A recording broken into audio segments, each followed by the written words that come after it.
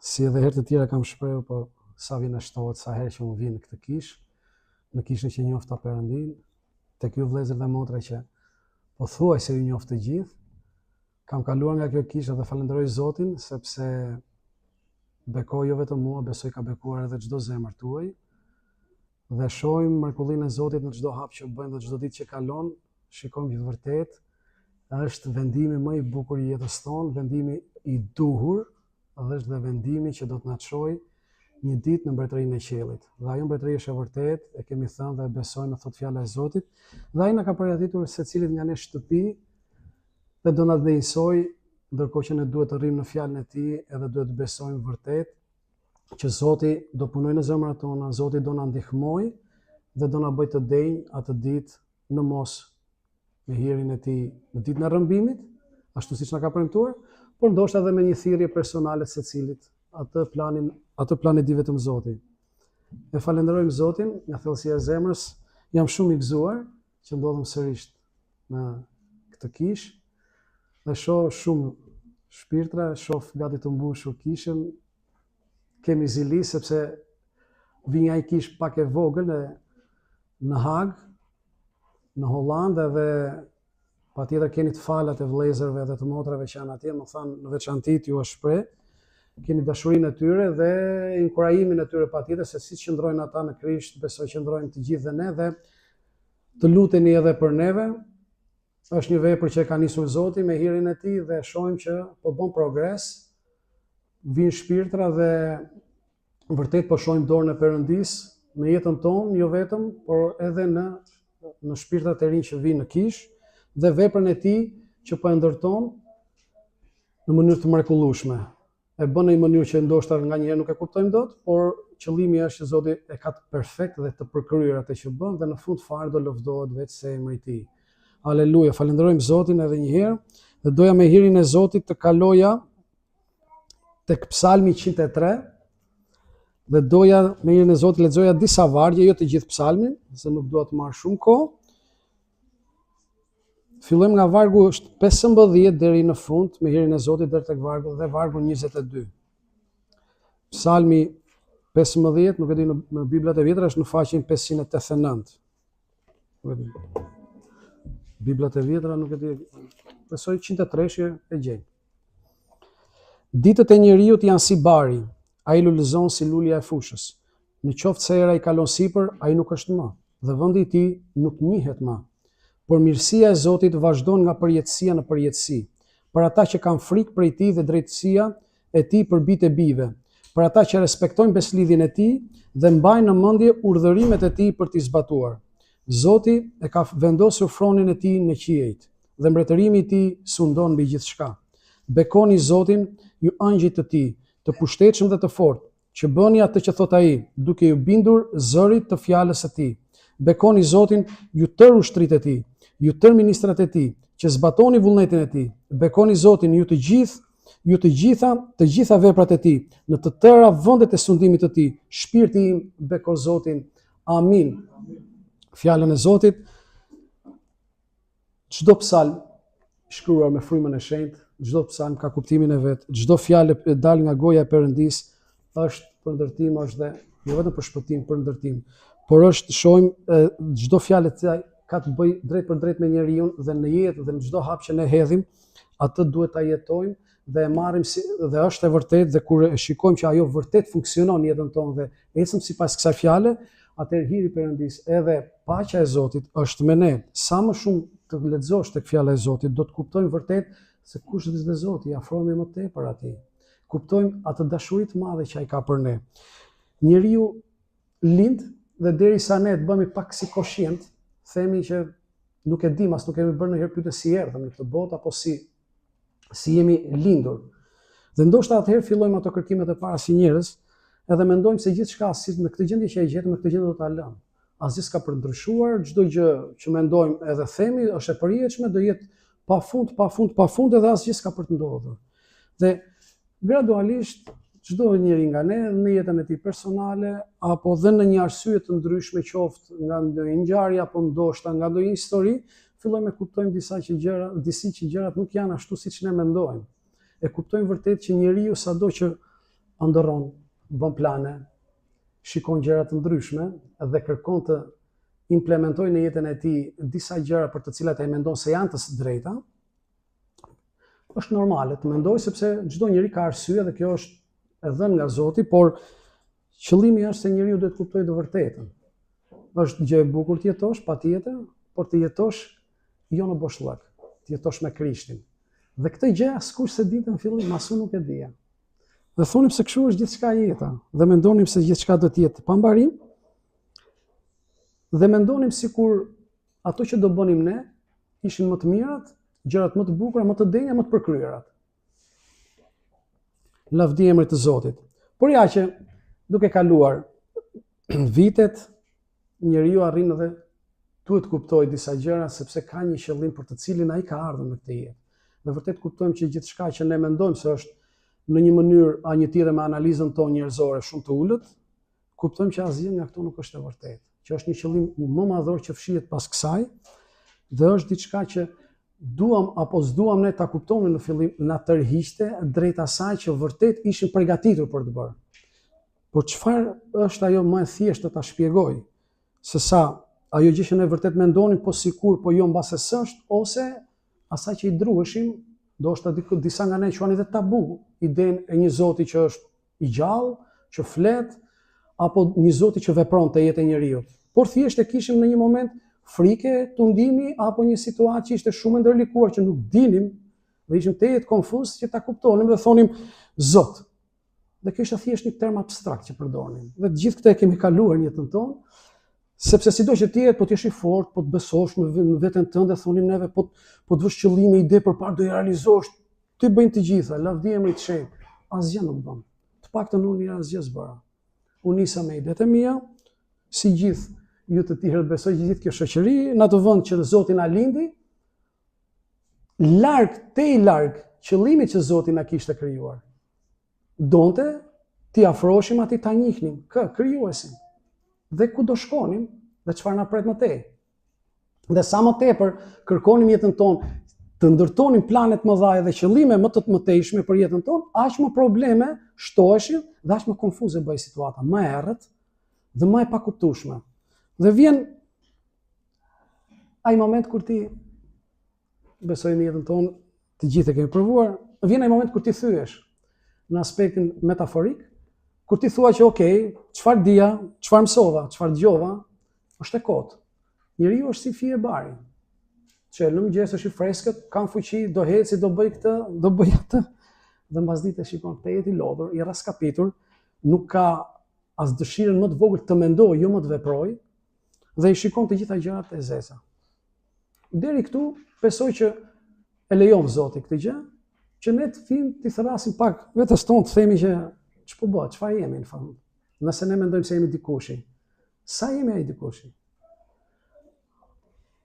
Falenderojmë Zotin, sepse këtë gjë ma ka treguar dhe zbuluar gradualisht në një mënyrë vetë se Zoti mund ta bëjë atë gjë. Unë si njeri do isha çuditur, do isha nervozuar apo do isha nga mendja turbulluar fare, sepse thoja jo, nuk ka kuptim, nuk ka koncept, por si gjendja e Zotit është Zoti dhe pranit është më e thjeshtë se sa ajo ne që kërkojmë prej tij të marrim. Ai thjesht jep dashuri. Bën hir në jetën tonë dhe kur ne nuk e kuptojmë, dhe kur ne nuk dim nga shkojmë, dhe kur ne kemi, nëse Zoti është në këtë krah, ne jemi qindra mijëra kilometra nga krahu tjetër, por sërish Zoti pret. Sepse ky është Zoti ynë, është i dashur, është i durueshëm. Na i fal fajet tona.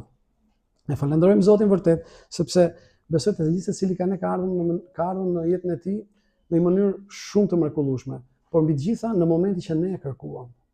Dhe kjo ka qenë vërtet dëshira e Zotit, që ne ta kërkojmë atë. Dhe në momentin që e kërkuam, gjithë secili nga ne, atëherë Zoti, le ta themi thonjza, nuk ndeti në duar kryq. Jo sa i ndeti më përpara, por tashmë ai vepron me forcë, dhe sepse ti e lejon në jetën tënde dhe ke pranuar në zemrën tënde që ai është Zoti yt. Dhe vetë se një Zot ka në këtë botë, dhe ai është Krishti Jezus, i cili u kryqëzua për ne dhe për mëkatet tona. Dhe kjo është e vërteta. Dhe secili nga ne besoj e ka shijuar në jetën e tij praninë e Zotit. Dhe pastaj ai ka dhurata, kur ai vjen tek ty. Mirësia që ka Zoti mirësia që fjalët e njerëzit janë shumë të varfra, shpesh herë. Nganjëherë dua të them diçka dhe mbushem më shumë atë dashuri që më jep Zoti brenda vetes, saqë them thjesht do ta shijoj në heshtje diçka e tillë, por nganjëherë nuk arrin dot ta përballosh këtë dhe shpërthem. Le të themi mbushet krahërori dhe vjen një gjendje shumë euforike, por në kuptimin e mirë të fjalës dhe do të lavdërosh Zotin. Dhe kjo është një mrekulli që Zoti e ka bërë tek ne sepse ka ardhur në një mënyrë jashtëzakonisht të durueshme, me shumë dashuri dhe ka pritur momenti që ti vërtet ta kuptoj, ajo zemra jote. Ajo që thoshte deri diku që unë do të jap zgjidhje, do bëj siç kanë bërë të tjerët, do ndjek këtë rrugë, kjo është e suksesshme, të gjithë kështu janë dhe unë do dal fitimtar. Domethënë, si punë e fjes bari, do pritem unë e para apo do pritet kjo e fundit. Në fund të fundit të gjithë, në fund të ditës digjemi, thahemi, por sërish Zoti e mbjell përsëri tokën. Sepse Zoti do që ta jap jetën. Dhe kjo jetë nuk do jetë si fja e barit tashmë. Është një jetë që është e përjetshme, e premtuar nga fjala e Zotit dhe do jemi të rjetën. Por jo vetëm në atë mbretëri, po edhe këtu e shijojmë jetën e Zotit. Në çdo hap që bëjmë, në mëngjes, kur zgjohemi, me njerëzit që kemi përreth, në punë. Kuptohet, me probleme, pa probleme. Në fund të fundit, qëllimi ynë është që të ecim me Zotin. Çdo gjë që na jep Zoti është mirësi. Çdo gjë që zbret nga qielli, thotë tek letra e Jakobit, dhe çdo gjë e mirë që zbret nga qielli thotë, çdo gjë e mirë që ju vjen thotë në jetën tuaj zbret nga qielli. Pra nga aty ynë që është në qiell. Dhe normalisht deri në momentin që do njohim Zotin, pengesat janë gjithmonë më të mëdha. Gjithmonë vepra e ligut është shumë e fortë deri në të ndim që ti të marrësh një vendim mos i afrohesh Zotit. Dhe në moment që ti vërtet dorëzon zemrën dhe ti thua që po, ti je Zoti im dhe unë dua të kem ty në jetën time, nuk ka forcë tjetër që ta pengoj Zotin. Atëherë ai vjen dhe të pastron. Është gjaku i Krishtit që e bën këtë gjë, hiri i tij na mban dhe ai na forcon çdo ditë. Dhe duke qëndruar në fjalën e tij, Zoti fillon një vepër me jetën time, me jetën tënde, me jetën e gjithë secilit nga ne. Dhe atëherë shikojmë bekimin e tij në jetën tona. E falenderojmë Zotin sepse është një Zot i vërtet. Është në qiell froni i tij, por ai ka përgatitur edhe vende për ne atje. Në jetën e përditshme, shumë herë ndodh që kur lexon fjalën e kupton që vërtet kjo gjë dashuri është e vërtetë, kupton pranimin e Zotit dhe vërtet kur shkon edhe në lutje dhe mbushesh edhe me frymën e shenjtë. Besoj kjo bëhet më e kompletuar dhe është pikërisht ajo që kërkon dhe Zoti nga ne. Por në jetën e përditshme shpesh herë rutinat, problemet apo dhe situatat që kemi përreth nesh, me dashje apo pa dashje, duke shkaktuar edhe ne apo jo, këto gjëra fillojnë të veniten disi dhe arrin nganjëherë që sikur ndikohemi dhe nga rrethanat dhe nga njerëzit që kemi përreth. Dhe kjo gjë nuk është faja skujt. Këto gjëra ndoshta janë për një qëllim. Kjo gjëra janë ndoshta për ndërtimin tënd, të kalitësh durimin, të besosh dhe ti vërtet që diçka do bëhet. Nëse thot Krishti në fjalën e tij thot, nëse ju do bëni të njëjtat gjëra siç bëjnë, ju a ktheni borxhin atyre që ju dhan borxh thot. Wow, ku është mirësia juaj? Nëse ju thot bëni diçka, i ktheni hani dhe pini me ata që rasin dhe juve dhe bëjnë thot, ku është mirësia juaj, lavdia e Zotit këtu? A nuk bëjnë kështu edhe ata që rasin dhe ata që dehen dhe ata që vjedhin, të njëjtën gjë bëjnë? Juve përkundërzi thot, duhet të ndihmoni të varfrin, do të ndihmoni atë për cilin ai nuk ka mundësi t'ua kthejë juve mbrapsht atë gjë. Aty thot është pëlqimi dhe ajo është lavdia e Perëndis. Dikujt t'i japësh atij që nuk ka mundësi të ta kthejë. Dhe aty vërtet ti do kuptosh vërtet që vërtet çfarë ka bërë Zoti në jetën tonë. Na ka dhënë diçka që ne s'mund t'ia kthejmë dot kurrë. Do të thënë atë dashuri që na ka dhënë, ne nuk e meritonim. Dhe ai ndërkohë na priti dhe na e dha. Shpesh herë qëllon edhe kur vim me hirën e Zotit në vendet tona këtu, në vendin e origjinës, duam të flasim me njerëzit që kemi përreth, kryesisht me familjarët tanë, që Zoti të bëjë shpëtim. Dhe shpesh herë është kjo situata, e kemi ne edhe si zakon si shoqëri shqiptare që pyesim si jemi, si ja kalojmë mirë, gjë e parë është si jemi me shnetin. Edhe të gjithë mirë, faleminderit mirë, edhe pastaj normalisht fillon gradualisht situata zhvillohet në rrethanat e problemeve, që kam këtë problem, kam atë ndaj këtij. Dhe kur nuk japin dot zgjidhje, di çfarë thonë njerëzit, shqiptarët, në përgjithësi, po besoj të kemi shnetin, patjetër rregullohen. Dhe është një pyetje thjesht normale. Dje po e bëja diskutoja me disa familjarë të mi dhe okay, deri kur e do shnetin? Deri kur mund ta doj shëndetin një person? Të gjithë e dim që siç kemi ardhur në kjo botë, jemi pluhur. Do kthehemi në pluhur. Dhe ky trup nuk do të trashëgoj për jetësi. Siç e thotë fjala e Perëndis. Po shpirti dhe fryma po. Pra do marrim një trup të ri. Ne e dim këtë gjë se jemi bijtë e dritës. Zoti na ka treguar këtë gjë. Si do transformohemi, si do vemi në mbretërinë e qiellit. Por njerëzit thonë shëndetin, okay. Marrim një 50 vjeçar apo 120 vjeçar nëse dash Zoti të jetoj aq vite. Dhe thotë kena shnetin 120 vjet. Shumë gjë e mirë, pse jo? Kush do të vuaj? A Zoti nuk do që ne të vuajmë në trupin tonë. Edhe pse shpesh herë lejon që të kemi sëmundje gjëra të tilla, lavdi emrit të Zotit, por gjithmonë këto janë për ndërtim. Ne si besimtarë kuptojmë këtë. Por njerëzit përreth nuk e kuptojnë, thotë kemi shnetin. Okej, do kemi shnetin. Pastaj s'ka pastaj. Pastaj mbyllim syt, thotë, edhe mbaron gjithçka. Në të vërtetë është krejt e kundërta. Sa do të jetojë njeriu në këtë jetë, sa do të marrë nga kjo jetë, sa do i pasur të jetë, sa do mirësi apo respekt të ketë fituar në këtë jetë, apo pozitë shoqërore, asgjë nuk krahasohet me Krishtin. Krishtin e jetojmë në këtë tokë, e shijojmë, fal frymës tij të shenjtë dhe fal pranisë tij, dhe do jetojmë edhe atje. Atje vërtet ku ka ndërtuar për secili nga ne nga një banesë Krishti. Prandaj vëllezër dhe motra, merrni kurajo. Zoti është i vërtetë. Njerëzit e kuptojmë të gjithë dhe e dim, ashtu që dhe ne janë errësirë. Duhet flasim për Krishtin. Jo vetëm njerëzve ta, kudo që jemi. Duhet ta shpjegojmë në një mënyrë me një tjetër, duke u lutur përpara Perëndis, t'ju vë fjalë zgjuarësie, me thjeshtësi. Fjala e Zotit është shumë e thjeshtë. Me dashuri, nga një herë mjafton një fjalë e ëmbël dhe shkrin një mal të tërë me inat, themi neve. Kur flet për shembull një nën me fëmijën e vet ose një prind që është i dhëmshur flet me një fjalë dashurie, fëmia harron gjithçka. Jo vetëm inat, po gjithçka shuhet në atë moment. Po kur e themi jo me paqe, po me inat, me egoizëm, ajo nuk ndërton. Kështu duan dhe njerëzit. Të gjithë kanë probleme. Le të thotë, po sa do pozitë shoqërore, sa do të ndërtuar të jetë dikush, sa do mirësi të ketë në jetën e vet, sa do le të themi nga ana ekonomike e ngritur të jetë. Nuk ka paqe pa Krishtin. Nuk ka jetë pa Krishtin. Të gjithë botën të më falësh. Kush ka Krishtin, ka jetën. Kush nuk ka Krishtin, nuk ka asgjë. Këtë gjë ne e dimë, vëllezër, lavdi emrit të Zotit. Prandaj, vëllezër dhe motra, me hirin e Zotit të qëndrojmë. Të qëndrojmë sepse gjërat që na ka ofruar dhe na ka përgatitur Zoti janë akoma më të mëdha se ato që ne kemi parë deri tani.